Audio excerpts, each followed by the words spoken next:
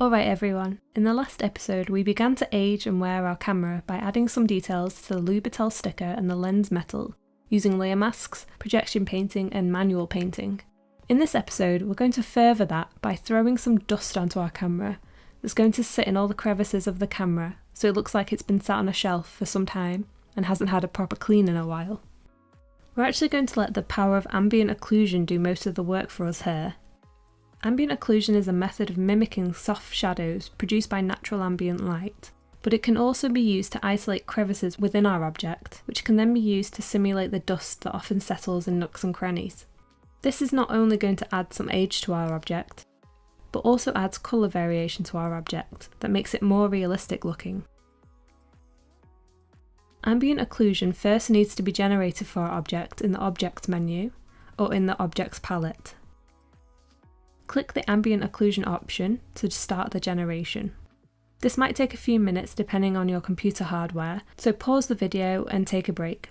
You can monitor the progress of your ambient occlusion calculation in the bottom right of the UI. There is a limitation with the way we've generated our ambient occlusion. It's calculated based on how many vertices our model has. If you have a model with a high number of vertices, the better and smoother the ambient occlusion will look. There is another method you can use to bake ambient occlusion in Mari, which doesn't have the same limitation, and that's inside the Modo Render palette. Inside the Bake tab, you can select AO and produce a bake that you can store to a geochannel. We aren't using geochannels in this series, but you can check out the documentation regarding that if you're interested. Be aware that baking ambient occlusion with the Modo Render palette may result in a longer render time. We need our ambient occlusion to be stored to a layer so we can use it to create a dust mask. We can actually use an ambient occlusion procedural layer to achieve this, that takes the ambient occlusion we just generated and stores it to a layer. We're actually going to produce our dust mask in a single layer and introduce the concept of mask stacks to you. Using a single layer that contains multiple adjustments in its own mask stack is going to allow us to have a single mask layer that's non-destructive to create a black and white mask that will show and hide dust in the areas we need. Without any other layers selected in the layer palette, create a new colour procedural layer which needs to have the colour of our dust. Again, we're just approximating the colour here. This is likely going to be adjusted later. Name that layer Dust Mask, and then select it and click the Add Mask Stack button.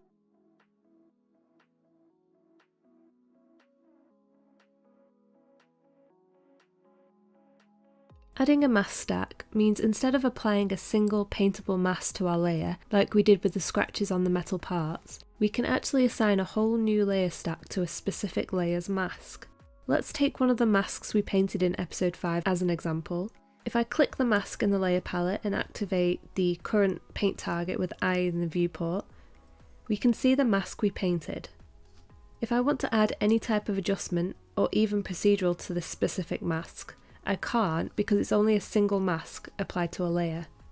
However, I can convert this single mask to a mask stack using the Add Mask Stack button, and then it will let me add further adjustments to this specific mask. This is really useful because it gives you a whole new dimension of freedom with painting your masks, as it lets you add stack adjustments such as contrast, inverts or levels that will be applied to only our mask and not the layer as a whole. So once we've added our mask stack, it's going to be added to our layer with an icon that looks like this. Click the icon to enter the stack. The first thing we need to add to this stack is the ambient occlusion we just generated. Click Add Procedural Layer, Geometry, Ambient Occlusion. Once added, while holding the I key over the viewport, if I select Current Paint Target while the ambient occlusion layer is selected, you can see what this ambient occlusion map looks like. As you can see, it uses darker colour information to simulate soft shadows in the crevices of the object, and lighter colour information to simulate smooth, flat surfaces. So we need to invert this ambient occlusion map, because we only want our dust mask layer to appear in the white areas, because white in the mask retains the current layer, and black reveals the layer underneath. So in our mask stack, click Add Adjustment Layer, Invert. Then we can add a levels layer to tighten the levels between the white and black colour information, so we can really focus our dust into the crevices of the camera.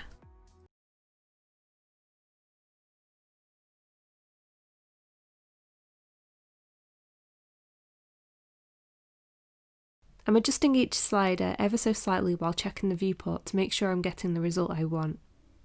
Then using the I key in the viewport to select the principled BRDF shader, I can check how the dust is looking while still adjusting the sliders to make sure the levels changes I'm making are producing the dusty look we're after.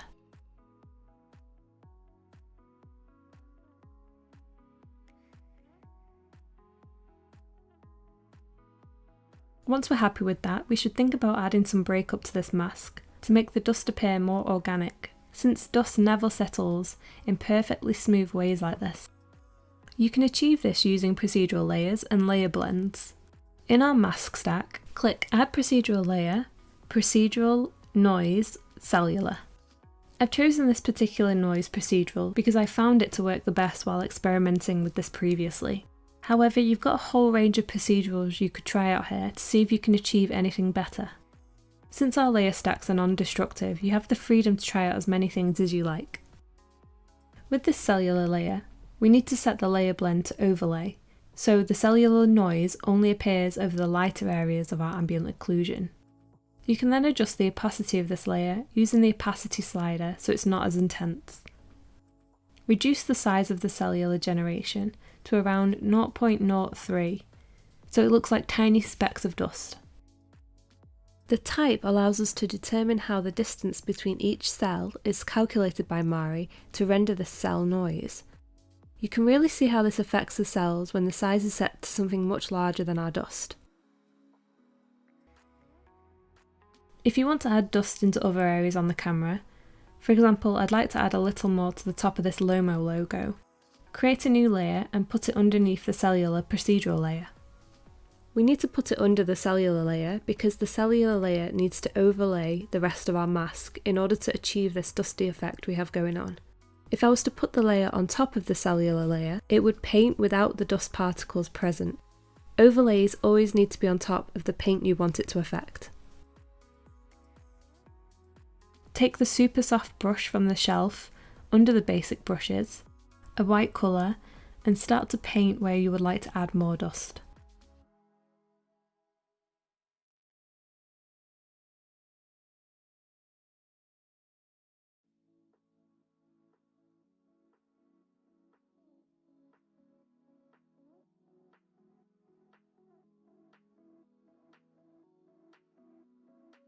And now we have a dust mask that quite nicely simulates dust on our object. Feel free to adjust the dust colour using the dust mask layer.